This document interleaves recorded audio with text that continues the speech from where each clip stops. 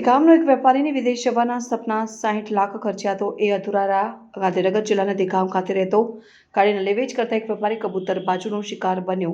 દેગામ ખાતે આવેલ શ્રીનાથજી બંગલામાં રહેતા પંકજભાઈ હરિભાઈ પટેલ વિદેશ જવાનું હોવાથી ગાંધીનગરના રહેવાસી હસમુખભાઈ પટેલ હાલમાં તે રહે છે અને તેમના સંપર્કમાં આવ્યા હતા અને વિદેશ જવાની કિલછામાં 32 લાખનું પેકેજ આપ્યું હતું ને તેમને પૈસા ભરી કાઢ્યા અને ટુકડે ટુકડે છેલ્લા 3 વર્ષમાં 20 લાખ રૂપિયા આપ્યા। તેમ છતાં તેમણે વિદેશ જવાનું સપનું અધૂરું રહ્યું। કબૂતરબાજીના શિકાર બન્યા અને ખોટા વાયદા કરી આશ્વાસનો આપીને એમને વિદેશ લઈ જવા માટે રૂપિયા આપ્યા હતા।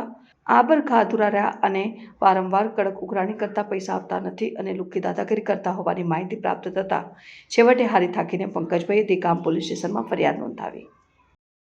કુમાર હરિભાઈ છે, હું દહેગામમાં શ્રીનાથ બંગલોની અંદર રહું છું। મારે લંડન જવાનું હોવાથી એમાં મને રસ હતો, એટલે માટે હું મારા એક મિત્રના રેફરન્સથી હસમુખભાઈ ધીરજીભાઈ ધોળુ ગાંધીનગર રહેવાસીના રેફરન્સમાં અમે આવ્યા, એને મળ્યા અને એને અમને લંડન જવાનું કહ્યું।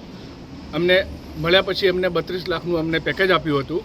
32 લાખ આપ્યા પછી અમે એમને જે પ્રમાણે એને કીધા એ પ્રમાણે એમને પેમેન્ટ આપતા રહ્યા, પરંતુ અત્યાર સુધી ખોટા વાયદા કરતા રહ્યા અને અમને ખોટા બોગસ ડોક્યુમેન્ટો મને આપતા રહ્યા અને એ મને સ્કેન કરી અને એમને વોટ્સઅપ ઉપર મોકલવાનું કીધું હતું, એ પ્રમાણે મેં એને મોકલતા બી રહ્યા। તે છતાં બી આજ દિન સુધી અમને ખોટા વાયદા જ કર્યા છે। અમને આજ દિન સુધી લંડન લઈ ગયા નથી અને અમને ખોટી ધમકીઓ આપે છે કે પંકજ તું ફસાઈશ, આમાં મારું તું કશું નહીં કરે, કે મારો બ્રિટિશ પાસપોર્ટ છે, મારું તું કશું ઉખાડી નહીં શકીશ।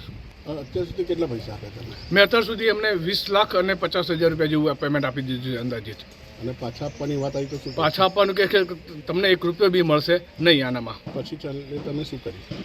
છેલ્લે મેં એમને કીધું કે મને તમે આમ સમાજના છો, આપણું સમાજનું નામ બી ખરાબ થાય છે, એના કરતાં તમે મારા પૈસા આપી દો તો બહુ સારું રહેશે। તો છેવટે મેં આખરે પોલીસ નો સહારો લીધો છે।